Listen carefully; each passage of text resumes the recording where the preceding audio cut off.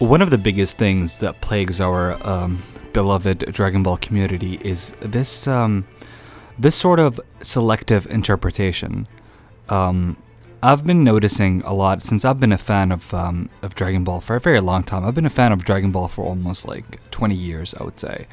I'm not sure if it's 20 years, but it was 20 years since I first had my first glimpse of Dragon Ball.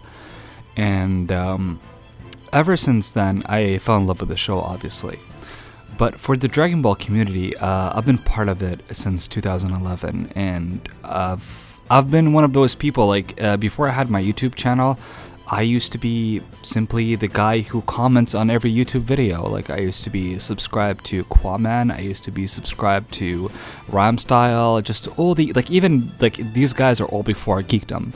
Geekdom actually came in 2014, I think. So I used to be subscribed to Quaman, just the OG YouTubers that predates Expert Games. They predate obviously the MoodZi channel. So I used to be like you guys. I used to be like a Dragon Ball watcher. I used to watch every video. I used to comment a lot.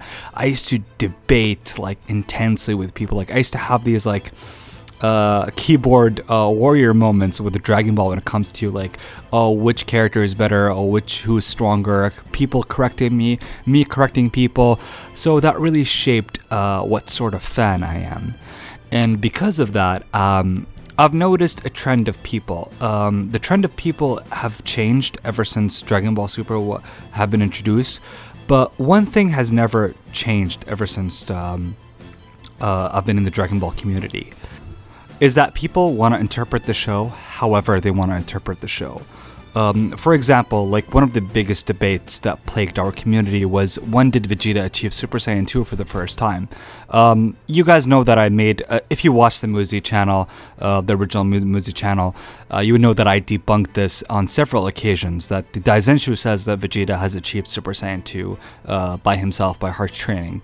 However, a lot of people used to interpret the fact that since Vegeta caused himself to be controlled by Babidi, so that must means that he wasn't SSJ2 level, which a lot of people don't really realize, that Super Saiyan 2 is just, it's not a singular level. Like there's levels in every Super Saiyan form. So there is a Mastered Super Saiyan, there's a Super Saiyan Grade 2, Super Saiyan Grade 3, Super Saiyan Grade 4. So it's every level has sub-levels to it. So with Super Saiyan 2, it's very likely that Vegeta was Super Saiyan 2, but he wasn't on the same level of Goku's Super Saiyan 2. So let's say Goku is a Mastered Super Saiyan 2, but Vegeta is a Super Saiyan 2, let's say 2.5, you know, or 2. Whatever the version, you know. So Gohan was, I would say Gohan is a mid-tier Super Saiyan 2.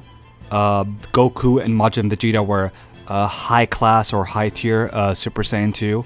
Of course, don't confuse this with Dragon Ball Super. In Dragon Ball Super, their base forms got stronger, so naturally their Super Saiyan 2s are also much stronger. But I'm just talking about Dragon Ball Z specifically.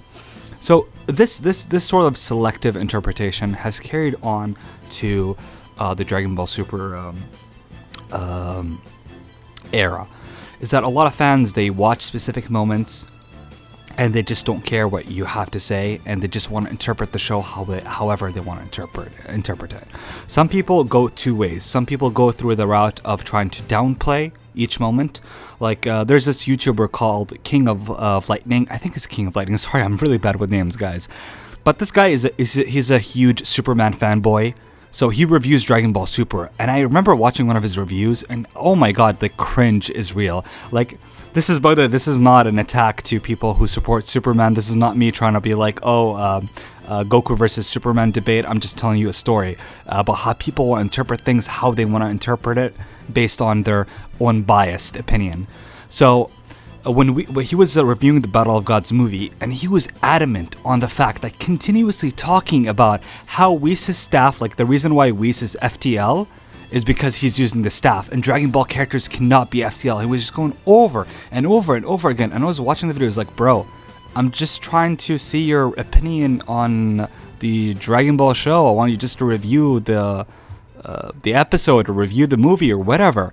And it just goes on and on and on and on about how Whis cannot be FTL, because guess what? If Whis is FTL, like like not just FTL, like millions or billions times faster than light, then that would mean that Goku is also potentially FTL, since he went Super Saiyan God. And back then, remember in the movie, Goku said if Whis was 15 out of 10, then Goku would be a 6 out of 10. Goku being faster than light, because Bills can be somehow compared to Vice, whatever his name is, alright? Whis. And how Whis could travel vast distance in space. The thing about it is that that's a skill. That's a skill that he uses with his staff, and he hits the ground, and then like, some portal appears and he travels through space.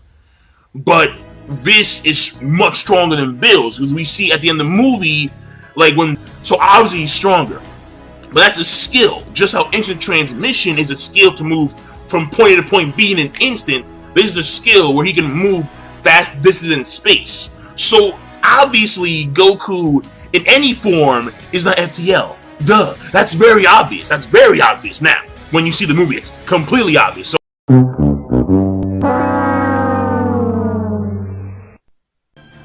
yeah, it's obvious. I mean, it's obvious unless you're blind. I mean, it's obvious unless you're a fanboy. I mean, it's obvious unless you're just really fucking stupid. Yeah, if you just read the manga, or just a power scale Goku on the minimum level, like if you try to downplay Goku, like just really downplay Goku, like I mean like talk about, like you fucking hate Goku so much that you just don't want to credit him, he would still be FTL. Like I've actually seen someone doing like a little bit of math, and I was thinking about making a video before about it, but I was just like, I just thought I should just drop it, because I know people are never gonna believe it, because people are always gonna be haters. But yeah, Goku's FTL, whether you like it or not. It's just, he is FTL. The whole key concept makes him transcend physics. So yeah, we're not gonna debate that anymore. So you see, a lot of people who watch Dragon Ball, they're often very biased, and they're often very selective on what they want to believe and what they want to see.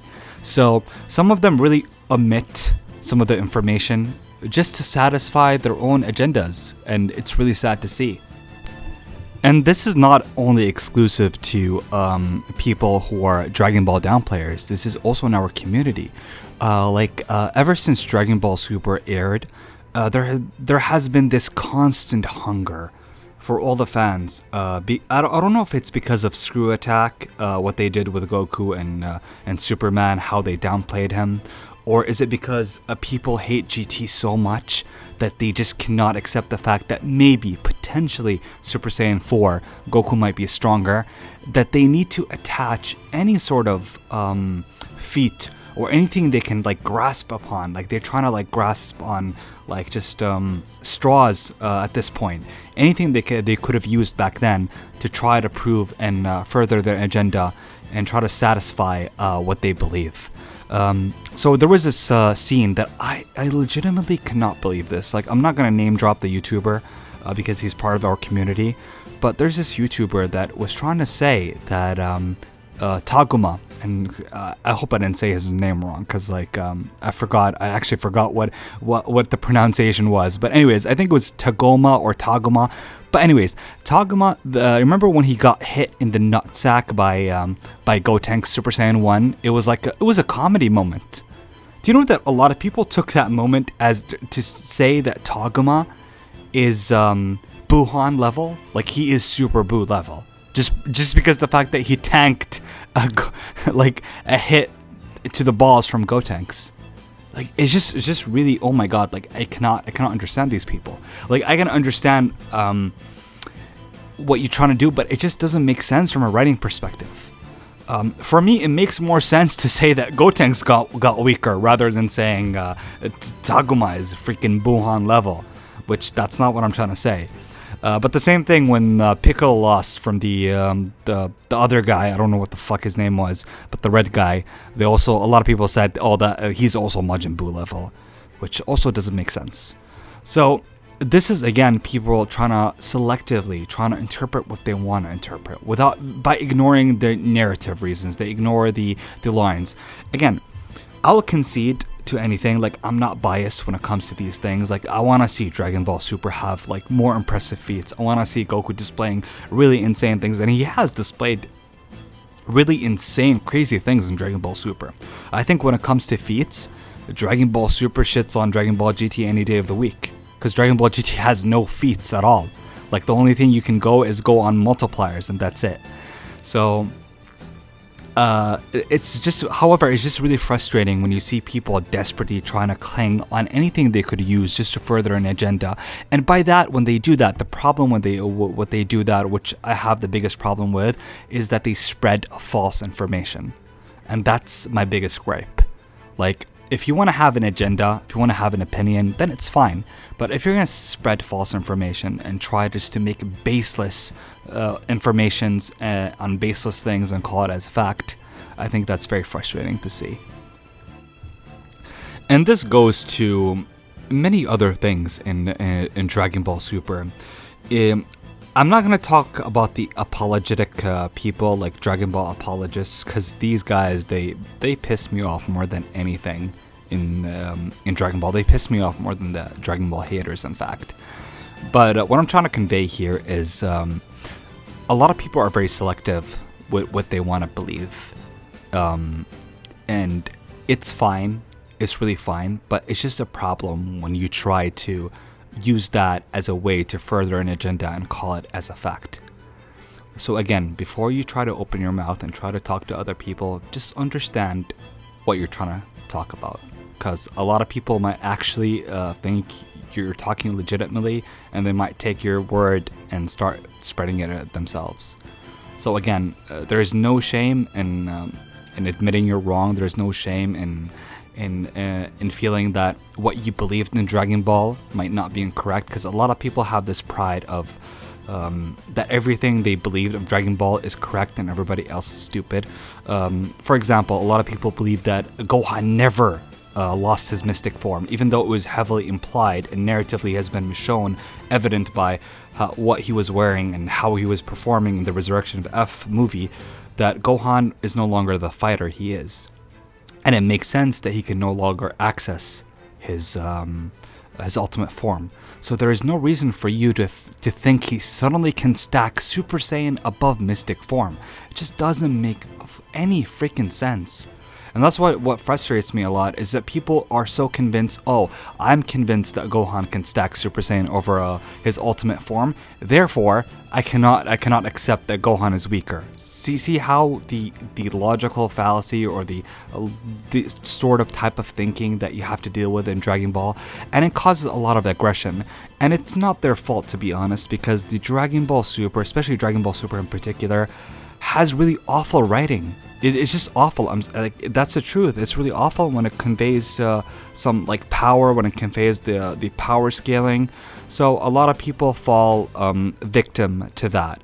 So I don't want to blame people solely on that, because Dragon Ball Super takes partial responsibility. I'm not going to say it is the cause of everything, because again, stupidity is a choice. If you're going to be stupid, then that's your own choice. Same thing with ignorance.